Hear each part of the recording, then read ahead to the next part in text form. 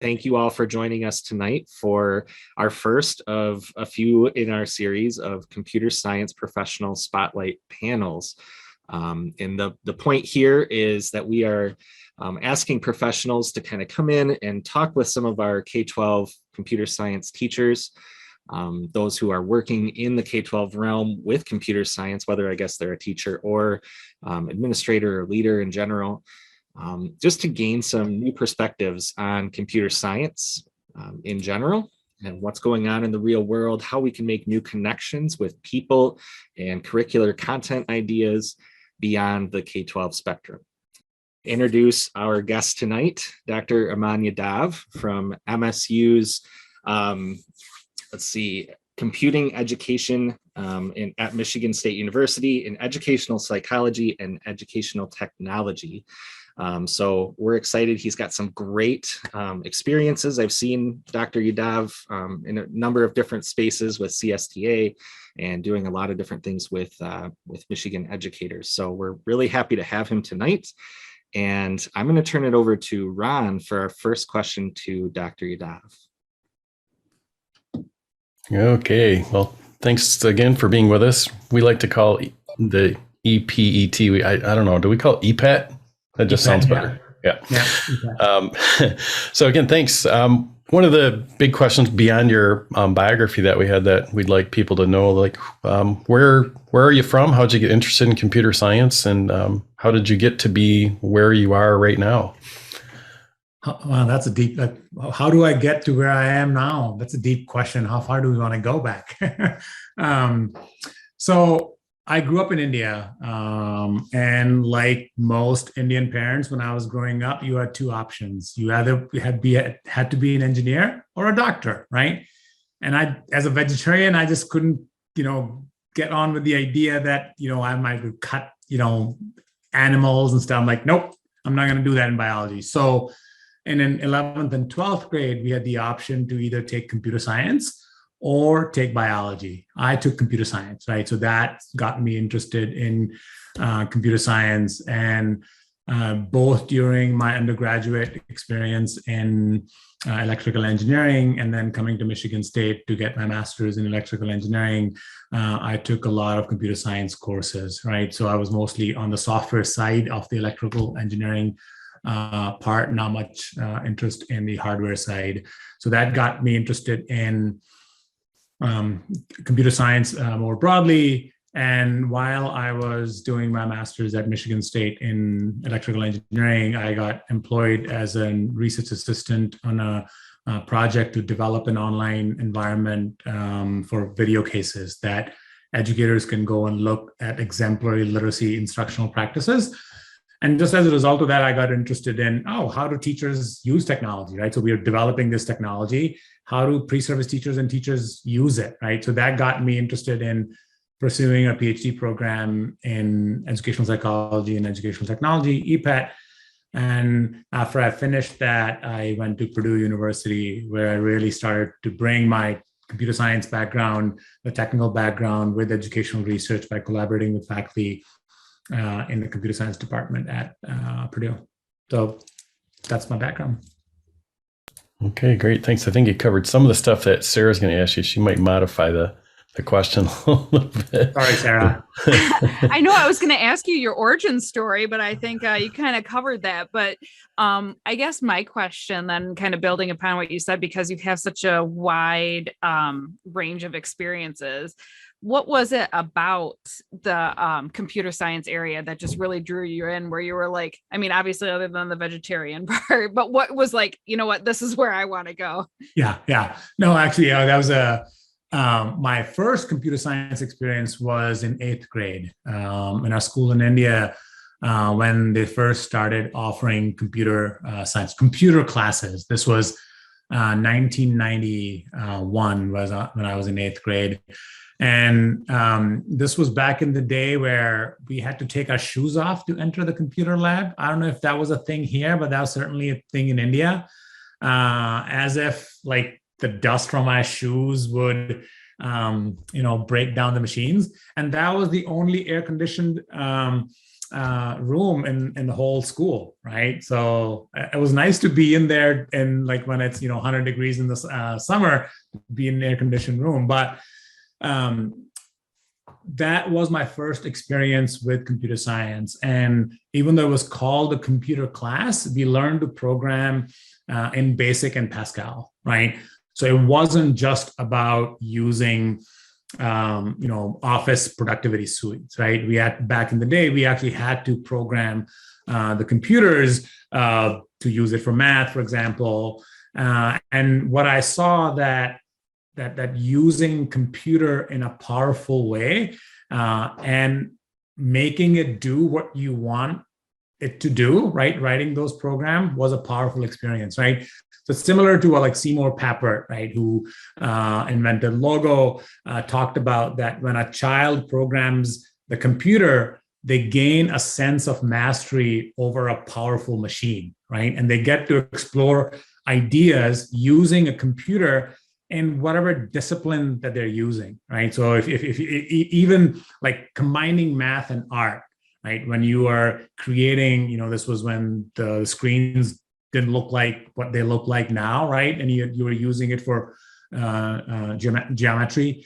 It was, you're learning math, but also you're using it within the context of art, right? So I think that was a powerful experience for me. And that's what really hooked me into computer science, right? And then when something didn't work, you had to like sit there and debug it, right? And just the joy of, even if you might spend an hour fixing one small problem, and the joy you got that you were able to do that to a machine, that's what hooked me into computer science. I love that, and how you remember that back in 8th grade and you have that memory. And especially with that, it was, like going back to taking your shoes off, and that it was in the summer. So what I heard you say was computer science is cool in more than one way. Yeah. All right, Keith. Thank you.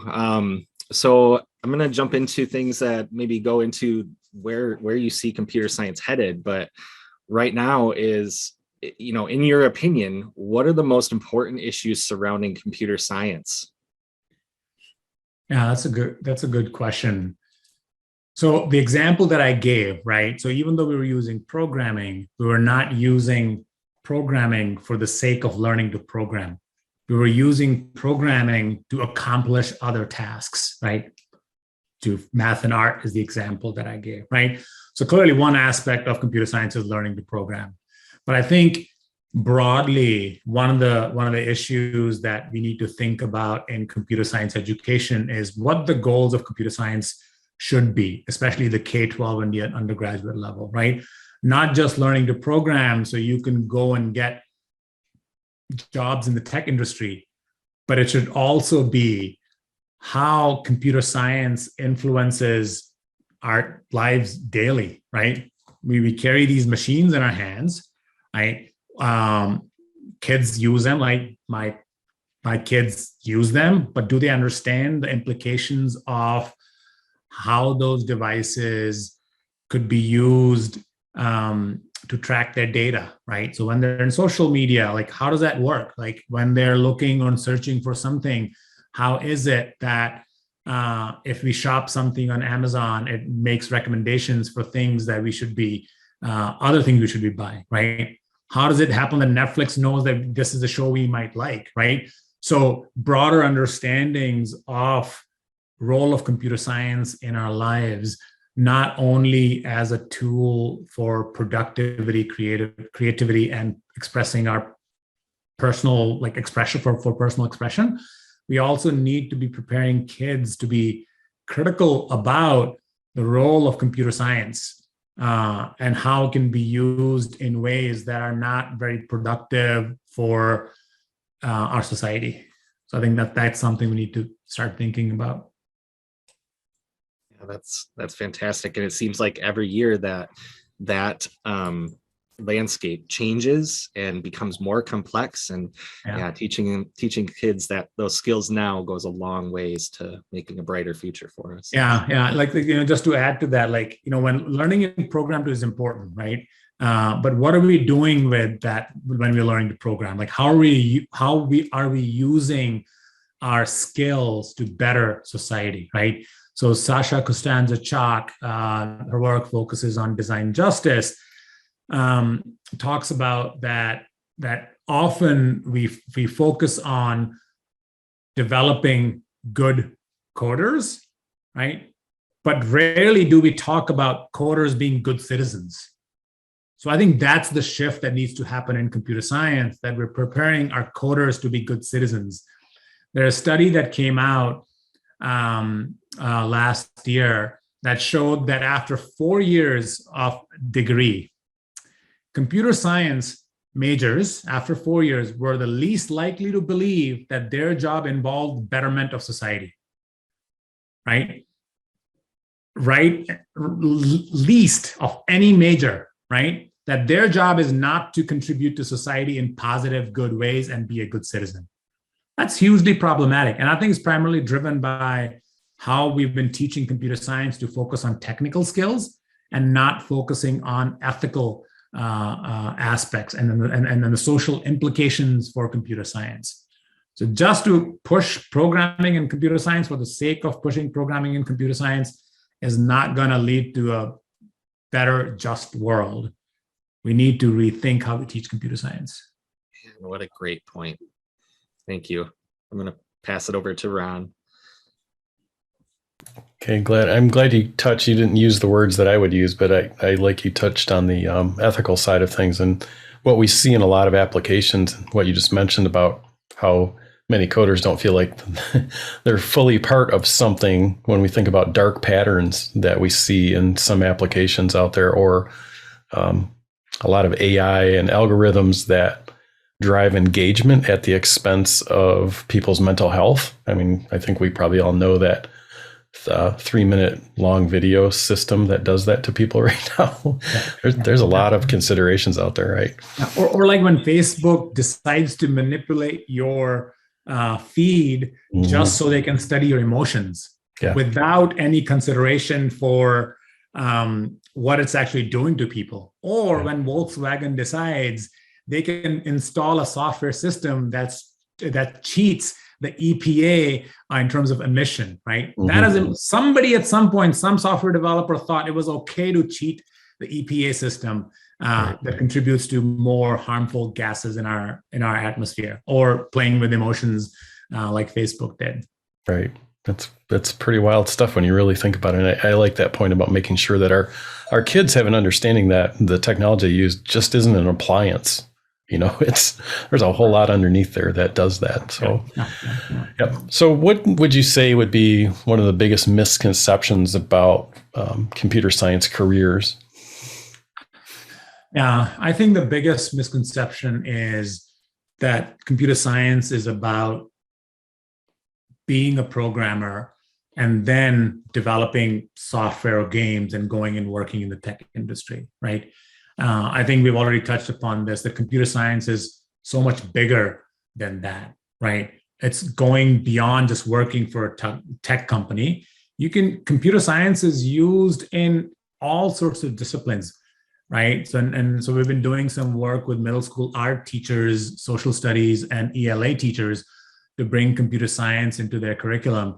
And one of the examples that we used of an art installation is I'm happy to find the link and send it to you all later, is when, as an audience member, you go into this interactive art exhibit, you hold on to these electrical things, that blanking on the name of them, right?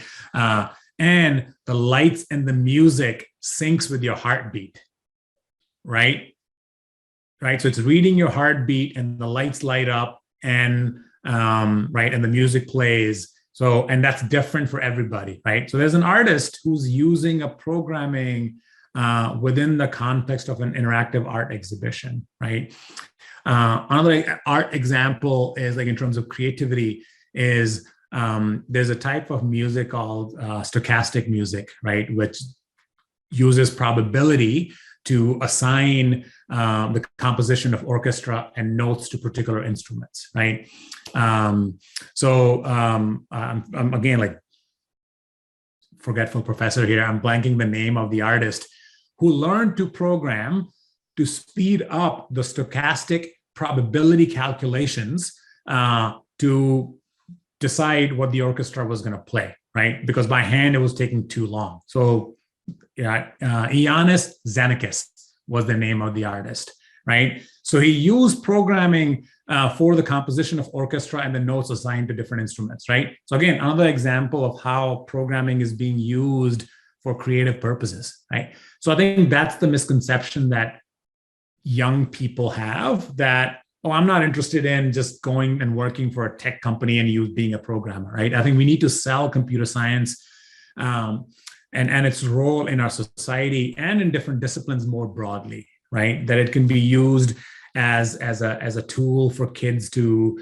express their creativity, for solving problems that they're interested in, right? And it's really important for broadening participation, to having students from more marginalized groups and women into computing, because not everybody just wants to go and work in the tech industry, right? So I think that's the biggest misconception we have of what computer science can do for you and what it offers. Well, great, thank you. I would echo that too. As as a teacher in the past in our Kent Career Tech Center, we had a lot of students that came in for our programming section. Every single one of them thought they're going to be a game developer, versus the whole other 90% of what computing might be able to do for us. So it's kind of interesting, what their perception is versus what the reality is of the world out there. So, okay, Sarah.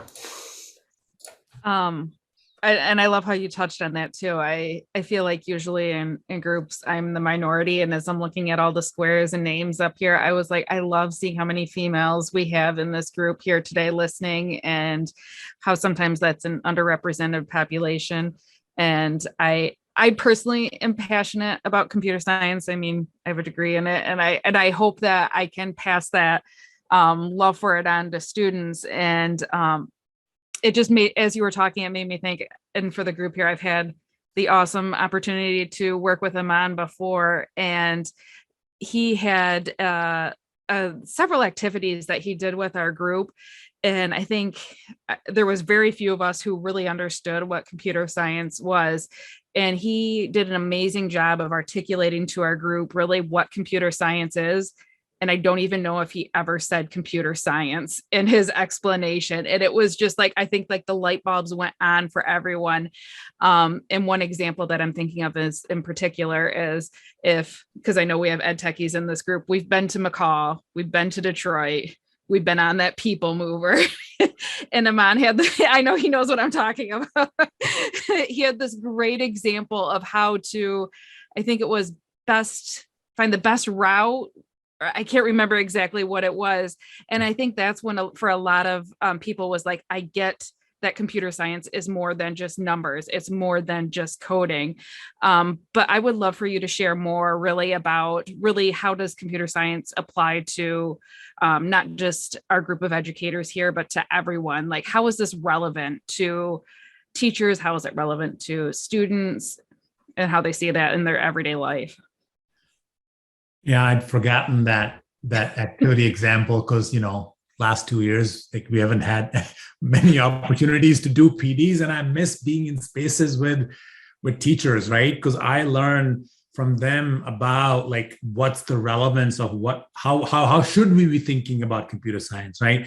So a lot of the work that's come out in collaboration with teachers and partners, school partners, and at MSU is as a result of being in spaces where, like Sarah just talked about, right? And being in rooms with teachers. So I think like one of the things that we need to, like this was 5-6 years ago, I was talking to a teacher and we were talking about like algorithm, right? Just the idea of algorithm. And she's an ELA teacher. And she's like, oh, that's math. I don't do math, right? Right. So like that was a light bulb went in my head. I'm like, okay, we really need to first deconstruct and provide examples, unplugged, so not using computer examples of what does it mean to think computationally, right?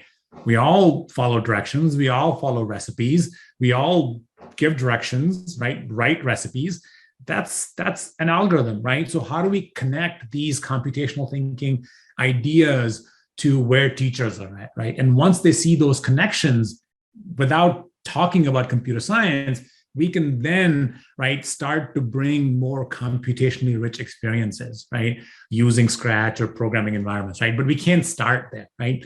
So that's one thing. And the second is, I think it's important for us to teachers are asked to do a lot, too much, right? And we can't just say that, oh, by the way, also start doing computer science, right? Even though we evaluate you on math and literacy outcomes, right? Science barely happens in our schools, right? Once a week is at the elementary level when science happens, right? I'm a big computer science person. I love computer science, but I'd rather have my kids learn about science than computer science, right? Because it's important for them to know that vaccines work, right? It's gonna be like, we can take precautions, right? And then, right, and believe in like climate change and things like that, right? So the point I'm trying to make is, professors like to hear themselves talk, right? So I'm rambling here. The point I'm trying to make here is we need to connect computer science and computational thinking to what teachers do on a day-to-day basis. We cannot say that here's one more thing that you need to add to your curriculum, right? We need to provide curricular resources. We need to provide professional learning supports, not just like 1 week in the summer, but continual professional learning supports for teachers to bring computer science into their classrooms, right? And the model that we're working with, I see like two of my partners in crime, Jaren Ochek just joined, and Victoria McCann, who are both here at MSU, and we collaborate on a bunch of different projects together. So model that we're trying to work with is we support teachers by making these connections explicit, and then providing them with curricular resources or co-designing what does computational thinking and computer science looks in your classroom, and then supporting them by having either tech integration specialist from the school or the ISD that's available for them as a resource when they do want to implement like Sphero codable robots or Scratch or anything, right? We shouldn't be burdening teachers to do this. By the way, if any of one of you is interested in partnering, we're always looking to support teachers, right? We have some funds to pay teachers this summer to be part of our projects that we have. One focused on elementary, so grades 3 to 5, math and science, and one focused on middle school, ELA, social studies, and art teachers. I love how you said how there's so much on teachers' plates. And I think like that is so important to recognize, and that as important as computer science and computational thinking are as far as helping prepare our students to be critical thinkers, and learning to work as collaborators together, like we're in a unique time right now, and putting one more thing on the plate isn't going to fix a lot of the problems that are going on right now.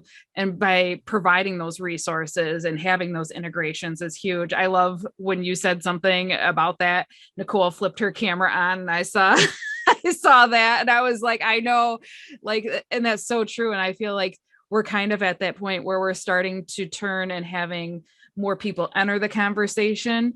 And so having that understanding of what it really is and why it's relevant. I think sometimes teachers are looking for that 1 or 2 sentence statement that they can say to their principal or their superintendent of, this is why I need to do this. This is why I need to carve out X amount of time in my week to make this happen. Because even though it might be taking a little bit out of reading or math initially, it's all going to come together once you build that vocabulary in and things like that.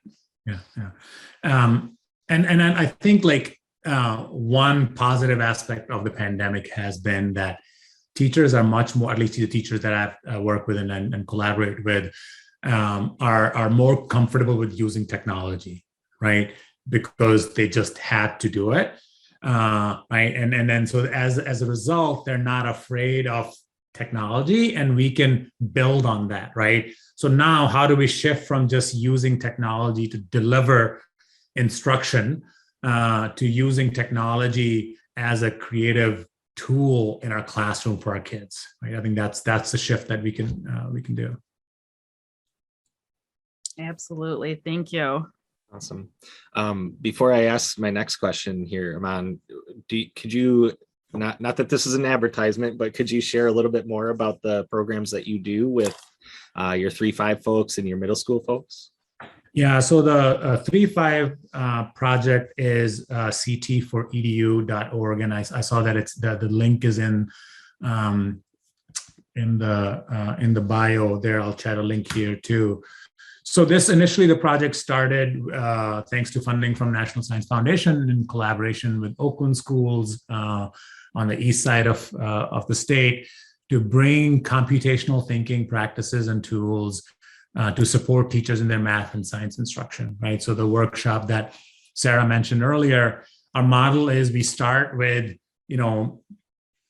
developing teachers' foundational understanding of computational thinking, right? What does it mean to think algorithmically, right? Or what does it mean to debug something, right? And then we work with teachers to co-design lessons that they can bring those computational thinking practices unplugged. So all they're doing is using the vocabulary, right? And I think for some teachers, that's the first step. And then that's great, right? It can support their math or science instruction. Or some teachers say, I want to use Scratch, or I want to use Sphero, which is a small little codable robot ball, right? To teach a math or a science lesson, right? So we support them in terms of what that might look like, right? So, and then co-design a lesson with them, and then they go and implement this in their classrooms, and we collect some data on it.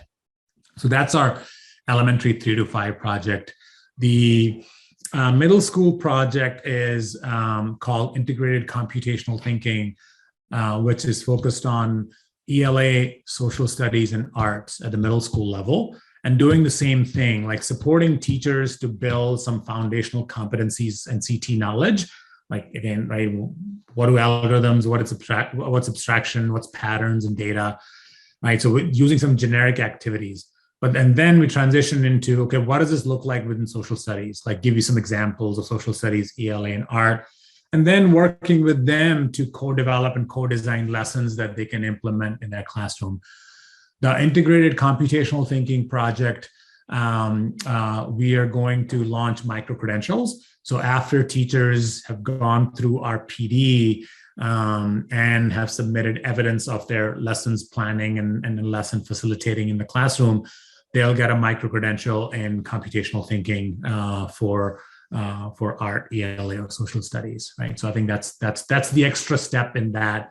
For CT4EDU this summer, I've talked to Larry here. I've talked to Mark Smith, who's the executive director of McCall, to recruit more teachers into our CT4EDU fellowship, and then we'll provide sketches as well. And I believe if my memory serves me right, on the budget, we can support about 45 teachers, elementary teachers, this summer as a part of that project.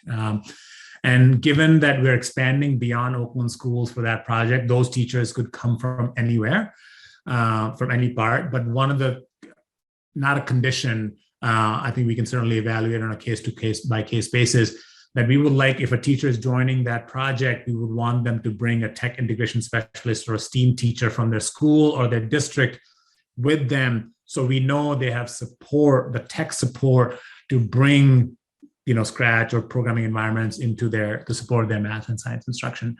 So like technically we could have about 23 teachers and 23 tech integration specialists, right? But if a school district say, I have 4 teachers and 1 tech integration specialist, that's great, right? Take them. So I think that's the project that we plan to do, a summer PD this coming summer. So the goal right now is to do 1 day in June for that PD, just to get everybody oriented. Some pre-homework, 1 day in June to meet virtually, and then 2 days in August to co-design those lessons with the teachers. Oh, that's fantastic. Sounds like a really awesome opportunity. And I know we've had in Kent County, a few of our districts have worked alongside of you with some of that CT4EDU work too. So yeah. And so when Sarah was at Godfrey Lee, right, that's where we've done that PD. and now Addie is there as well. We talked to her as well to continue that work. Yeah. And now yeah. Kevin's at Kentwood, so I've been trying to, I've had a couple of conversations with him as well to bring more schools from Kentwood as well. Yeah. Just helping you spread it. Yeah. I'm an includer. More the merrier. Let's bring them all in. And all I've ever heard is good things about it. So you must be doing something great there. So, all right, I'm going to go on to our last question, and then we'll get into participant questions. I know some have been coming through the chat and some are showing up in the participant questions area. So sounds like we've got some questions coming your way in a second. But to wrap our questions up, our team's questions, what advice do you have for K-12 educators who want to teach computer science? That's a big question. Yeah, that's a good question. I mean, there are plenty of resources available in the state and nationally for teachers to think about how to bring computer science in their classrooms. I mean, Larry with the code.org, like there's phenomenal resources that Larry and his team have. So there are two ways to think about it. One is the integration approach, right? How do we integrate computer science within specific disciplines versus how do we teach computer science as a standalone course, right? So I think the standalone for me is at the high school level. So that's where my work has focused on with just computer science teachers who teach like the CS Principles course or the CSA, the Java course, right?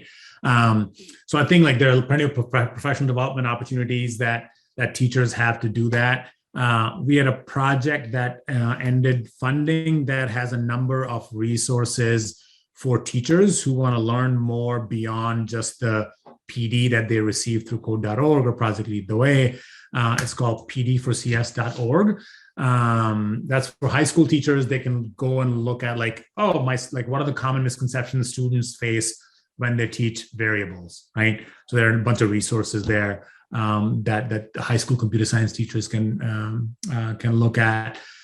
At the elementary and middle school, I'm a big believer in integration, right? Because there's only so much room in the curriculum, right? And we also want to make sure that all students get opportunities and not just students who can afford to, pick up their kids after school, right? How do we bring CS for all? For all means we have to integrate that within subjects. So I think the two projects that I mentioned, ctforedu.org and ctintegration.org is our middle school project that folks can look at and get in touch with me, and I'm happy to chat further and provide resources and look at what professional development opportunities we might have. The CT for EDU, this is the last summer of that funding, and it runs out, so we're going to be looking for how do we I'm glad to hear that people like that approach of our CT for EDU. We want to continue to grow it and expand it beyond Oakland and some schools in Kent County. And what would it take to expand it across the state? So I think that's the next step for that elementary project. Awesome. Thank you, Aman. I see a number of questions popping up here, so I am going to kind of go down the list. I saw a few popping up in the chat too. I will, while you're speaking on the next one, I'll go through the chat and we'll try to copy any questions over so we can kind of keep them in order here. But up first is Brooke Storms. Brooke, do you want to unmute and ask your question to Aman? Sure. My question was really, and you touched on it, I can kind of summarize what I think I heard you say, was just how do we get our teachers to believe that computer science is more than programming. And so I think I heard you say that really helping them make explicit connections and developing that understanding of computational thinking. I think that's a good summary. And as Sarah said earlier, right, when we do our PD, we don't even bring computer science, right? We just focus on these CT practices and then make connections to how do these CT practices play out within math and within science, right? And so once teachers see those connections, I think it's an easier jump to, oh, I'm interested in bringing more coding or computer science in my classroom too. Again, to serve the disciplinary learning goals, right? And not just doing computer science for sake of computer science. Because oftentimes I also see is that hour of code is great, but then that's it. That's the experience teachers give, and there's nothing beyond that, right? Kids get a certificate, right? We want to build on that and continue to support teachers to bring more computer science in the classroom. Thank you. All right, next question is from Nicole Andrews. You want to come off mute? Oh, Keith, I love that you just said my name correctly. We've hung out way too often lately. Yes. All via Zoom, sadly, but nonetheless. So I have an EdTech degree, and I do K-5 STEM kind of CS. It's a hodgepodge. I'm in a tiny little district in northern Kent County. And I'm actually piloting MLPBL, multiple literacies project-based learning from MSU. And my partner teacher and I have been working with them to further develop K-5 kind of STEM science lessons. I love the lessons, but they have focused a lot. Their grant is supported by the Lucas Foundation. And I want to change what I wrote in here because you kind of already hit on my question that I typed in the chat. They have these really awesome lessons, but they wanted to focus on making them equitable for students in districts all over the place. And districts are not created equal. And that's sad. But because of their equitable lessons, they don't involve a lot of technology. The T is missing from STEM in some of their lessons. And so I'm wondering, I would love to connect you and them, and I can be that connection because I already am kind of working on it for them. Yeah. But I'd love to get in your program over the summer and look at their lessons that they've already created and how we can add real CS and CT to their lessons to enhance them. Yeah. No, that'd be great. I know Joe well, Joe Krychek, right? Yes. He's been that.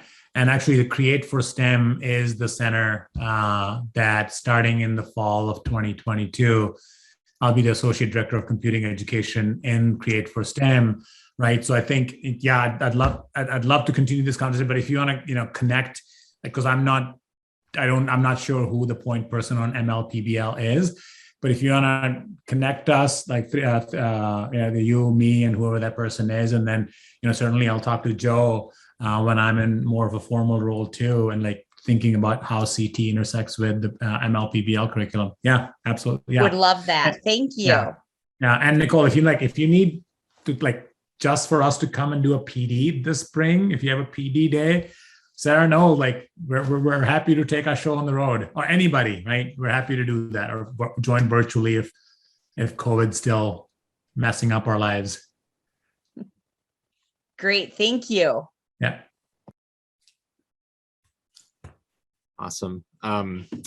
All right, the next question, I saw a little bit of back and forth coming between Larry Wynn and Victoria McCann, but I'm wondering, Larry, if you want to come off mute and ask any questions that haven't necessarily been answered, or maybe even get Dr. Yadav's take on your questions too.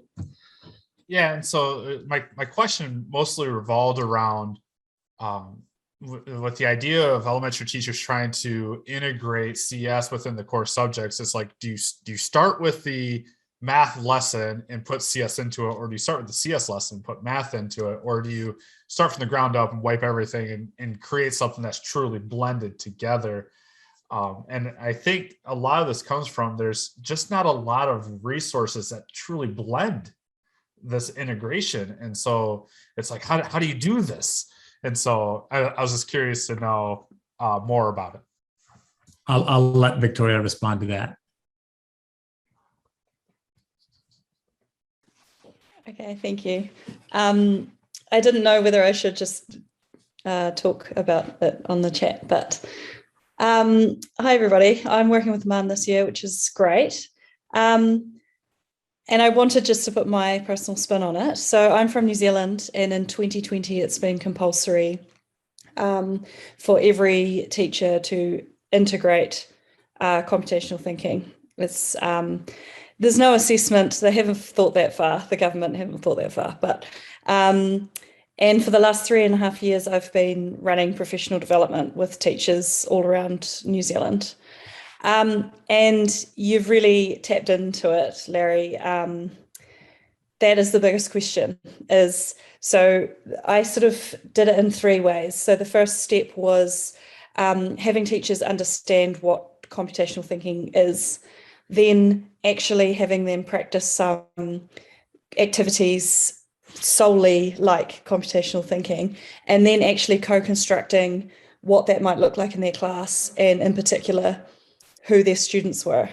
So things across cultural background, all that sort of, so that the kids could actually see themselves in the examples. But more importantly, the teachers we'd actually sit with the standards and go through numeracy, literacy standards and the teachers would say, okay, I've got 8-year-old kids. I need to teach this standard in literacy. How can I do this through a computational thinking lens? So we would actually develop lessons like that. That's my take on it. I don't know. I've obviously spoken to Aman a lot about this as well. That's a more approachable way I've found for a lot of teachers.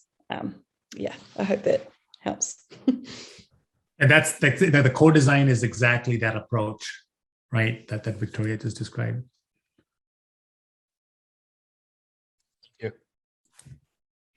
Can I just follow up on that question and ask, can you share, Aman or Victoria, any examples that you've actually that have come to fruition in the classroom of a connection between CS and math, just to help make it more concrete for us to know what you're talking about?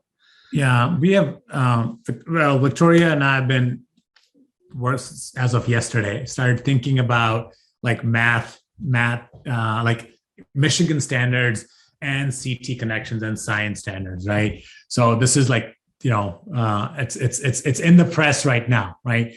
And we're hoping to have more developed lessons. But I just shared, and I can share my screen. Is that okay to share my screen?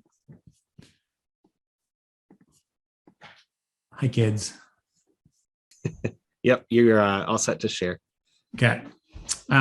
So on our Educator Resources on our CT for EDU website, if we look at these classroom posters, so one of the things that we did, actually, we had this CT toolkit that focused on what's the CT practices, so abstraction, decomposition, how do you do that, patterns, debugging, and what kinds of questions you should be asking to engage students in those computational thinking practices. So one of our teacher partners actually took this and made classroom-facing posters, right? So what's abstraction? And then we printed them on a 16 by 20 sheets and laminated them, and they're hanging in all of our teacher partners' classrooms, right?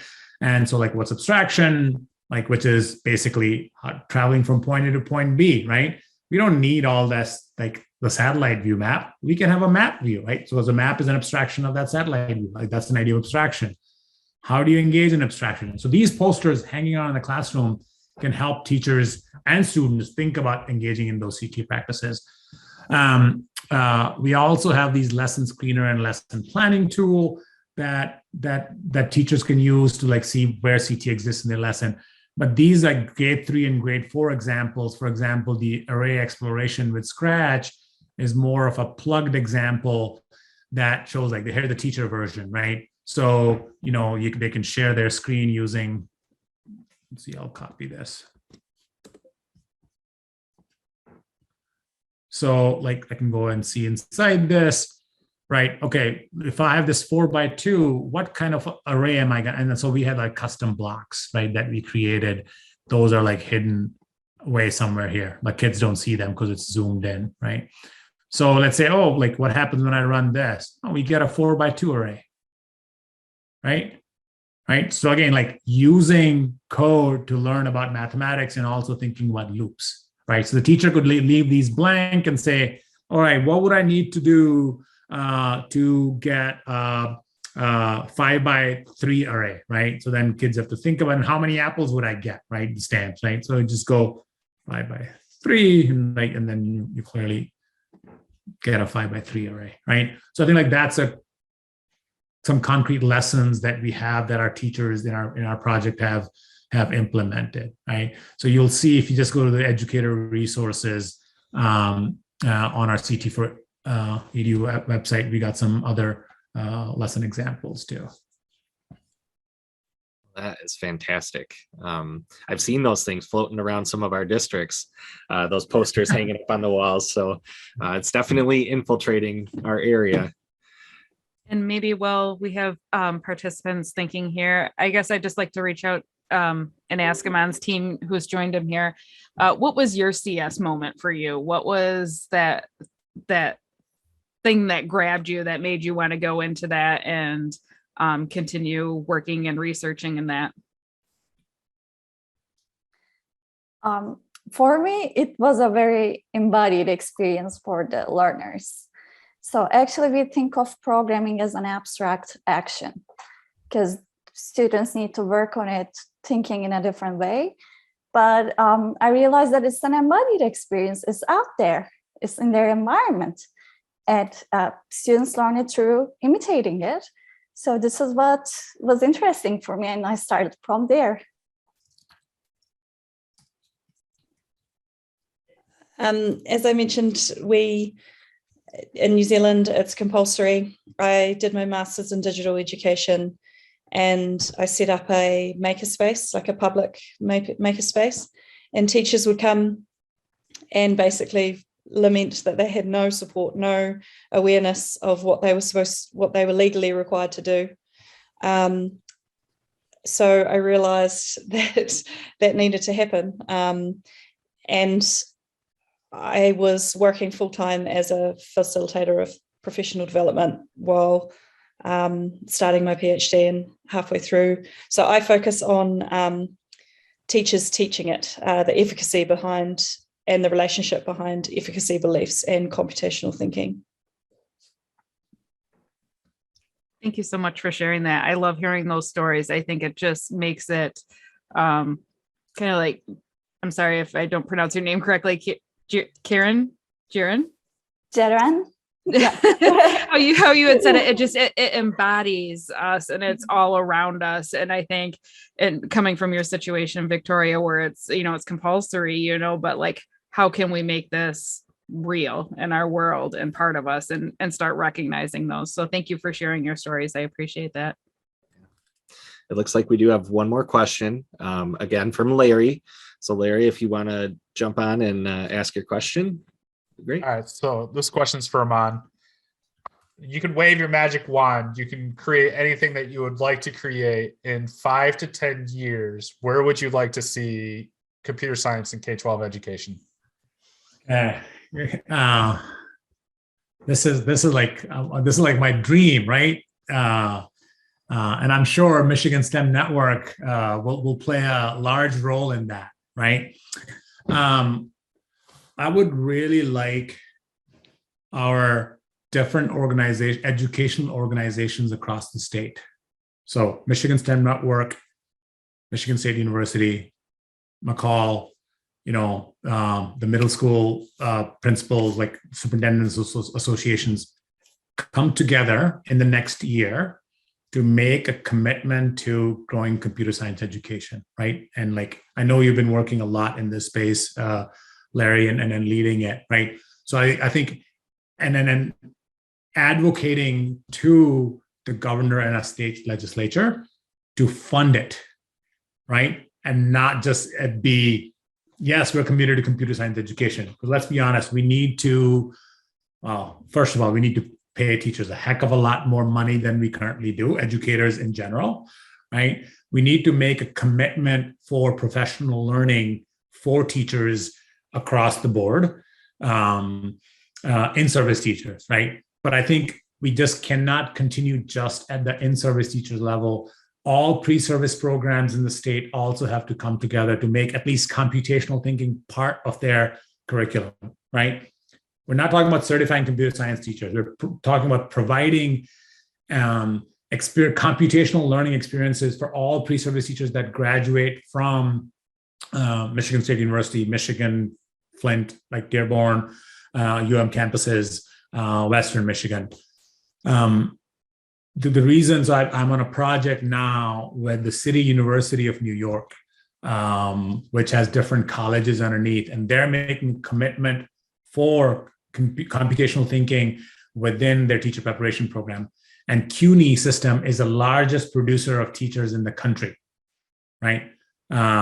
If they can, like, they're doing it, we should be doing it too. So both resources and funding for in-service teacher support and pre-service teacher support, right? And making this as a part of our teacher preparation licensure program, right? Let's make a commitment to that. Even though I know, like, standards, this is where I'm torn, and Victoria and I were talking about this. Like, I'm torn about standards because, like, they can be beneficial in terms of making sure all teachers are graduating with knowledge of computational thinking, right? That's a good sign, but it could also be like lead to, too much focus on certain things, right? Like right now, like we test math and literacy, so science falls by the wayside, right? So we also want to make sure that if we are bringing computer science, we're still prioritizing learning of numeracy skills, literacy skills, science understanding, because those are still important. So I think those would be my dream in the next 5 years, to make this part of every teacher training, every teacher preparation program. Let's get him on that magic wand to make that all happen. Yeah. I'm not seeing any more questions at the moment. I would really like to thank Aman and your team for joining us today. I have personally just loved hearing your stories and what you have to share and your insight. And I hope everyone else has, I'm sure they have just as many takeaways, if not more, or questions even that they want to take back to their district or their co-teachers, or things that they want to start exploring. So I really appreciate, our whole team appreciates you taking the time to join us this afternoon. And I would like to invite our participants here on that agenda at the closing activity. Just asking if you could share some of your biggest takeaways from our conversation that we've heard today. And Aman and your team, if you wouldn't mind kind of taking a look at those takeaways as they're coming in. And if there's anything that stands out to you, feel free to comment or bring that to the whole group. I think sometimes those other thoughts or ideas bubble up when you see that someone else has commented on something, and all of a sudden you're like, oh, I have this great idea. But we also want to be respectful of the time. We know we have about 5 more minutes here. So just go ahead, participants, and just add a bullet note right underneath there. Feel free to add your name. And thank you everyone for giving up your time today. We know, as like Aman said, everyone's got a lot on their plates right now. So thank you very much for engaging in this conversation today. Yeah, thank you. And thank you for inviting us, because I always leave energized talking to you all, like teachers and educators, because this is why I love my job, right? I get to work with and learn from smart people. Sure. Hey, before you and your team sign off here, Dr. Yadav, would you mind telling us how we could reach out to you if one of our participants wanted to connect with you? Yeah, I'll just chat my email address that you feel free to send me an email. You can also, yeah. And I highly recommend, oh, sorry. No, go ahead. I would say I highly recommend, if you are able to get into the summer program that Aman was talking about, it is great. Even like I know Nicole explained her role, but if you have someone who's not in that role, it's great for them. Like, it's not just because you know about it and you're interested in it. It really is for anyone and everyone, and helps really spread the good word of computational thinking and computer science, and really helping to understand the importance of it. I just want to thank you guys also for sharing your takeaways and your reflections in there. It's great for us, especially as we move forward in our KCSN network here, with future activities and conversations that we might have. We do have another interactive panel coming up towards the middle, April 20th, I think, April 20th, with Victoria Fleener, who is the head of the computer science department at Cornerstone University. And she is an awesome person and is rooted in all sorts of areas of education. And I believe her husband is a principal or superintendent somewhere too. So when she leaves work, she still comes home to it. So she understands all of this too. So feel free to join us at our next one in April. So once again, thank you. And we appreciate Aman and your team being here today. All right. Thanks, everyone. Thank you. Thank you. Bye. Thank Thank you. you. Bye.